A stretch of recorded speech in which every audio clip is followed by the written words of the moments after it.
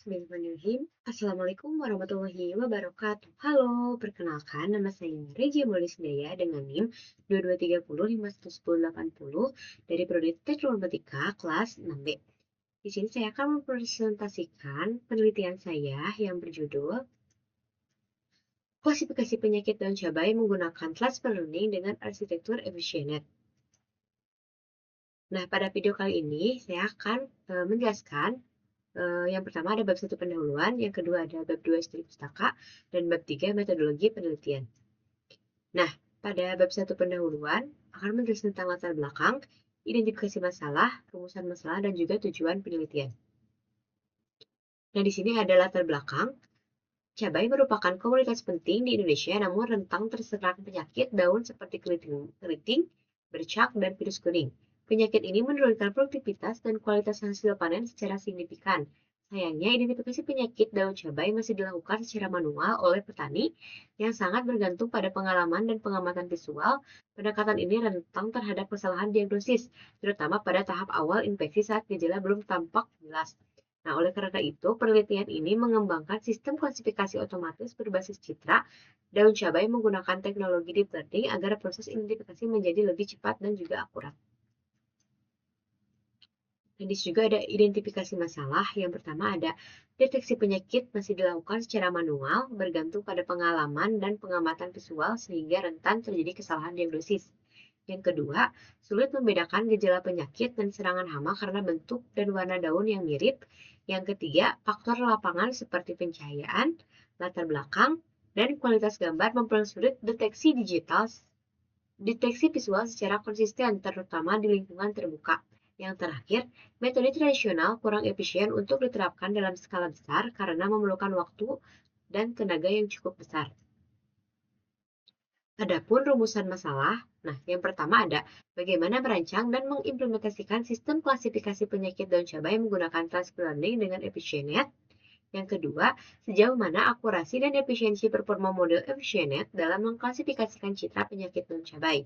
Yang ketiga, bagaimana pengaruh augmentasi data dan tuning parameter terhadap kinerja model klasifikasi. Yang terakhir ada bagaimana tingkat kendala sistem dalam kondisi nyata seperti pencahayaan yang buruk, dataset terbatas, dan keterbatasan perangkat.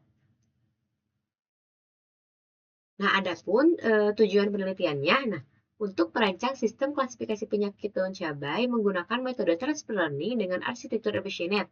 Selain itu, penelitian ini juga mengevaluasi akurasi dan efisiensi model dalam mengklasifikasikan citra daun cabai yang terinfeksi, menganalisis pengaruh strategi augmentasi data, serta tuning parameter terhadap performa model, dan menguji keandalan sistem dalam kondisi nyata, termasuk potensi pengembangannya menjadi alat bantu petani bisa berbasis web maupun Android.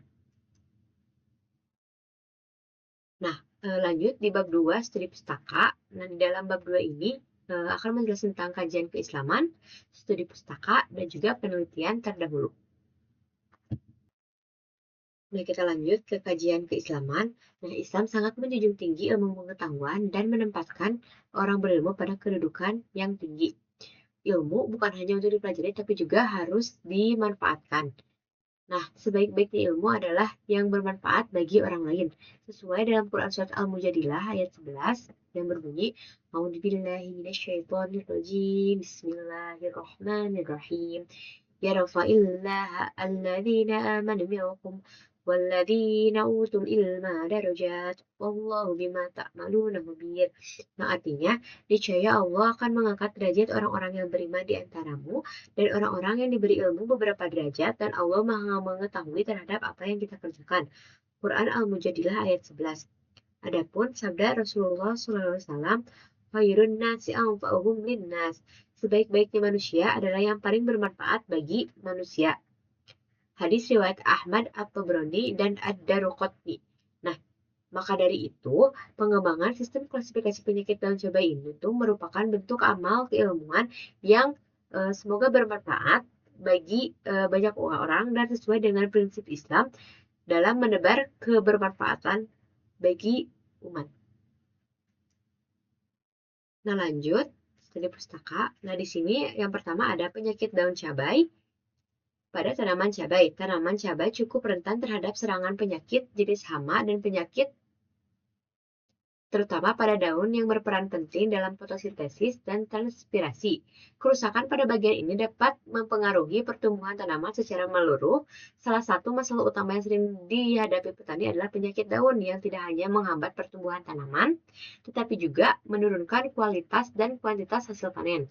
Beberapa penyakit daun yang umum ditemukan pada tanaman cabai antara lain daun keriting, bercak daun, dan penyakit virus kuning. Nah, berikut ini adalah beberapa penyakit daun yang sering menyerang tanaman cabai. Nah, yang pertama di sini ada daun keriting. Ciri-cirinya daun menggulung dan keriting, pertumbuhan tanaman terhambat, tanaman menjadi kerdil. Nah, pada kondisi parahnya dapat gagal berbuah atau buah menjadi tidak berkualitas. Penyebab dari daun keriting ini yaitu virus dari genus Begomovirus yang ditularkan oleh kutu kebul atau Bemisia tabaci. Nah, yang selanjutnya ada bercak daun. Nah, bercak daun ini ciri-cirinya muncul bercak bulat berwarna coklat kering pada daun. Nah, dapat dilihat di situ terdapat bercak agak hitam atau agak coklat. Nah, bagian tengah bercak tampak bulat, sedangkan tepinya berwarna lebih gelap. Bercak yang menua menyebabkan daun berlubang, dapat menyerang daun, batang, dan akar hingga menghambat pertumbuhan tanaman secara keseluruhan. Nah, penyebab bercak daun ini itu dari infeksi jamur atau bakteri patogen. Nah, dalam konteks ini kemungkinan dari genus Cercophora atau bakteri penyebab bercak daun. Nah, lanjut ada virus kuning. Nah, adapun ciri-ciri penyakit virus kuning ini ada gejala awalnya berupa urat daun menjadi bening dari pucuk daun, lalu daun berubah warna menjadi kuning, dapat terlihat yang asalnya warna hijau menjadi warna kuning, lalu tulang daun menebal dan menggulung ke atas, jadi agak sedikit menggulung daunnya. Lalu daun menjadi mengecil, tanaman kerdil, dan produksi buah menurun drastis. Dapat menyebabkan gagal berbuah jika infeksi parah. Penyebab penyakit virus kuning ini tuh dari virus Gemini biasanya ditularkan oleh serangga vektor seperti kutu kebul. Nah, yang kedua ada pengolahan citra digital. Pengolahan citra digital adalah teknik untuk meningkatkan kualitas gambar dan mengekstrak informasi penting dari citra, seperti kontras, rotasi, atau fitur bentuk. Hal ini penting agar gambar daun cabai bisa diproses lebih baik oleh model klasifikasi. Nah, lanjut yang ketiga ada CNN atau Convolutional Neural Network. Nah, CNN ini adalah algoritma deep learning yang dirancang untuk proses data dua dimensi seperti citra ataupun gambar. CNN bekerja dengan pendekatan supervised learning dan mampu mengekstrak fitur penting secara otomatis melalui lapisan konvolasi, pooling, dan juga fully connected. Nah, yang keempat ada transfer learning. Transfer learning adalah teknik deep learning yang memanfaatkan model yang sudah dilatih sebelumnya untuk menyelesaikan tugas baru sehingga tidak perlu melatih model dari awal. Yang kelima ada arsitektur EfficientNet. Nah, EfficientNet ini adalah arsitektur CNN yang dikembangkan oleh Hugh P. Lee dan Mixington 2019. Model ini menskalakan 3 aspek secara bersamaan, yaitu resolusi gambar, lebar jaringan, kedalaman jaringan. Nah, struktur EfficientNet ini juga terdiri dari 7 blok utama dan menggunakan konvolasi Poiseuille dan Diffvis. Nah, yang keenam ada data augmentasi dan tuning parameter. Nah, data augmentasi ini tuh untuk membuat data menjadi lebih variasi dengan menggunakan beberapa teknik seperti rotasi, flip, zoom, dan penyesuaian cahaya agar model lebih tahan terhadap variasi kondisi gambar. Nah, selain itu juga terdapat tuning parameter seperti learning rate, optimizer, dan batch size yang dilakukan untuk meningkatkan akurasi dan stabilitas model klasifikasi. Nah, lanjut, di sini juga terdapat penelitian-penelitian terdahulu. Yang pertama ada dari Gugus Ajhari et al. Tahun 2024. dengan judul penelitiannya Transfer Learning CNN dengan arsitektur efisienet untuk identifikasi penyakit daun cabai menggunakan model Transfer Learning menggunakan efisienet. Nah, dari penelitian terdahulu tersebut menghasilkan akurasi training sebesar 97% dan data validasinya 100%. Waktu trainingnya 5 detik, lossnya rendah sekitar 0,1094. Nah, yang kedua ada dari Nurdiansyah et al. Tahun 2024 dengan judul penelitiannya Literatur Review Klasifikasi Penyakit Tanaman Cabai dengan CNN dan Transfer Learning menggunakan model CNN, ResNet 50, ResNet 101 dan juga PGG 16 dan Transfer Learning dengan menghasilkan akurasi sebesar 89,720% menjadi 97,18% setelah adanya data augmentasi atau variasi data. Nah, di sini juga pada penelitian ini CNN efektif untuk klasifikasi daun cabai. Nah, yang terakhir ada penelitian terdahulu dari Masyuri dan Suyonto tahun 2024 dengan judul Klasifikasi Penyakit pada Daun Cabai menggunakan arsitektur PGG 16. Nah, menggunakan model CNN dengan arsitektur PGG 16 dan Transfer Learning. Dari hasil penelitian itu menghasilkan akurasi training sebesar 99,62% dan juga data validasi sebesar 99,36%. Adapun waktu komputasinya sekitar 7 detik. Nah, lanjut ada bab 3 atau metodologi penelitian. Nah, selanjutnya ke metodologi penelitian. Nah, untuk menyelesaikan permasalahan dalam identifikasi penyakit daun cabai, saya menggunakan metodologi CRISPR-DM sebagai kerangka kerja yang sistematis. Nah, jadi dalam setiap tahapan dalam CRISPR-DM itu diimplementasikan secara bertahap dalam penelitian, mulai dari pemahaman masalah hingga penerapan model klasifikasi dalam sistem. Nah, di sini terdapat tahapan CRISPR-DM. Yang pertama ada business understanding, yang kedua ada data understanding, yang ketiga ada data preparation, yang keempat ada modeling, yang kelima ada evaluation, dan yang keenam, yang terakhir ada deployment. Nah,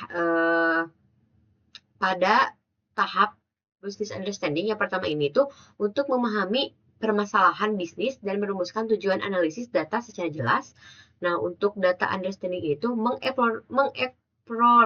mengeksplorasi dan memahami data termasuk struktur, nilai, dan potensi masalah seperti data hilang atau outlier.